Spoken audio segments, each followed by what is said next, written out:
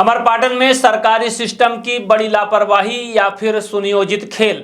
जहां बेटियों की शिक्षा का केंद्र बना शासकीय कन्या प्राथमिक पाठशाला आज खुद अपने अस्तित्व की लड़ाई लड़ रहा है। वर्षों से खड़ा स्कूल भवन अचानक सरकारी रिकॉर्ड और कंप्यूटरीकृत नक्शे से गायब हो गया। सवाल यह है कि क्या कोई पूरा विद्यालय यूं ही कागजों से मिट सकता है या फिर इसके पीछे अतिक्रमण का बड़ा खेल छिपा है। ग्रामीणों के मुताबिक आराजी क्रमांक 349 रकबा 0.227 हेक्टेयर में विद्यालय दर्ज था, जिसमें 0.032 हेक्टेयर पर भवन बना हुआ था और बाकी जमीन खाली थी। आरोप है कि खाली जमीन पर धीरे धीरे अतिक्रमण कर मकान खड़े कर दिए गए। हैरानी की बात यह है कि जैसे ही गांव का नक्शा कंप्यूटरीकृत हुआ, स्कूल का रकबा और खसरा ही रिकॉर्ड से गायब हो गया। क्या यह सिर्फ प्रशासनिक लापरवाही है या फिर मिलीभगत से सरकारी जमीन पर कब्जे का खेल? अगर स्कूल ही नक्शे से मिट जाएगा तो बेटियों की पढ़ाई कहाँ होगी? जर्जर भवन मरम्मत का इंतजार कर रहा है, लेकिन रिकॉर्ड में जमीन ही नहीं तो निर्माण कैसे होगा? अब सबसे बड़ा सवाल है, क्या प्रशासन इस गंभीर मामले की निष्पक्ष जांच करेगा या फिर शिक्षा की जमीन पर कब्जा करने वालों के हौसले यूं ही बुलंद रहेंगे? गांव के लोग जवाब चाहते हैं, क्योंकि यहां सिर्फ जमीन नहीं बल्कि भविष्य दांव पर लगा है। ये जो है तो छत की पूरी पपड़ी उखिल गई है और फर्श वगैरह सब जर्जर है, खत्म है, दीवार सहित। गति तो ऐसा है कि महाराष्ट्र धरा गई। कहाँ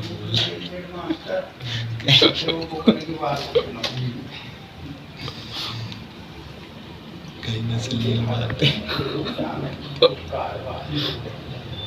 खंभा ना होता तो ये जमीन में लग जाता। बच्चे तो बैठते क्या? अब नहीं बैठते, मना कर दिया गया है। कितने भवन जर्जर है? 3, एक रसोई है। हम आवेदन दिए उच्च कार्यालय को, तो उच्च कार्यालय से इंजीनियर आए।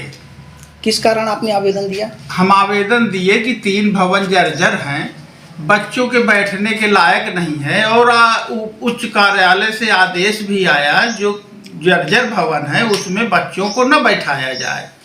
तो जो भवन सही था उसी में सभी कक्षाओं को बैठाते हैं, अभी भी बैठाते हैं।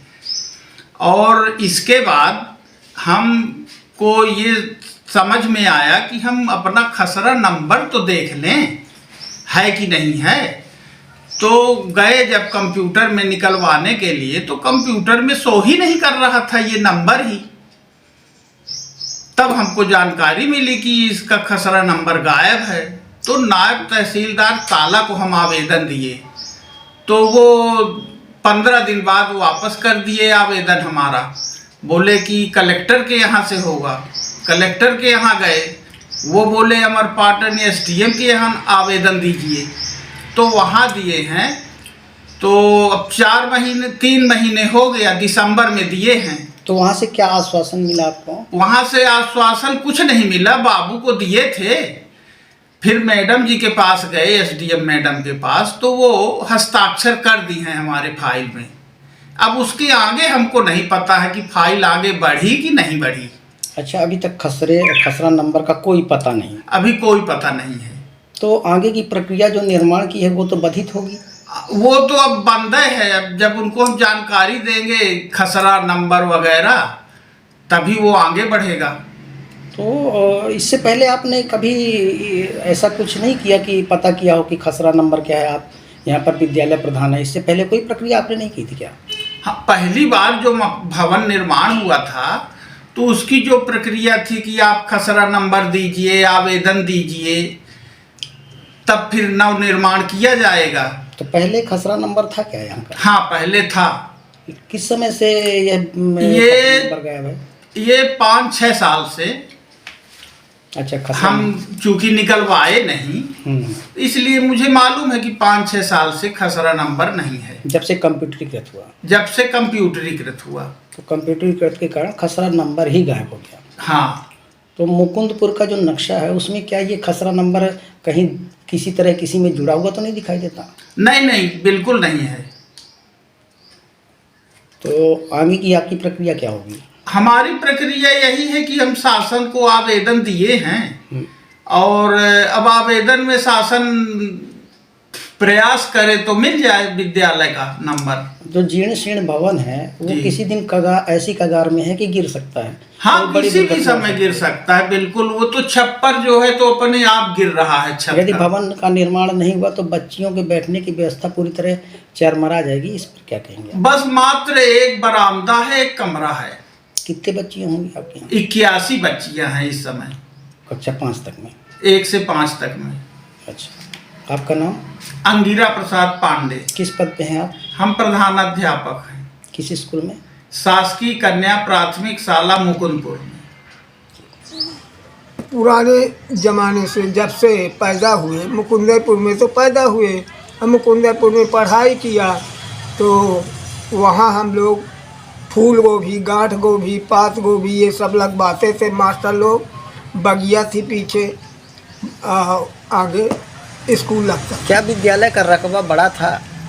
जो उसकी परिक्षेत्र है, रकबा जो इसको कहते हैं, आज से बड़ा था। हाँ, और आज की परिस्थिति जो है उसमें संकुचित होता जा रहा है। क्या अतिक्रमण की चपेट में ऐसा कुछ? हाँ, हो गया है। अब बड़े आदमी यानी जिनका चलता था वो सब यही दंड कर दिए होंगे, करा दिए होंगे।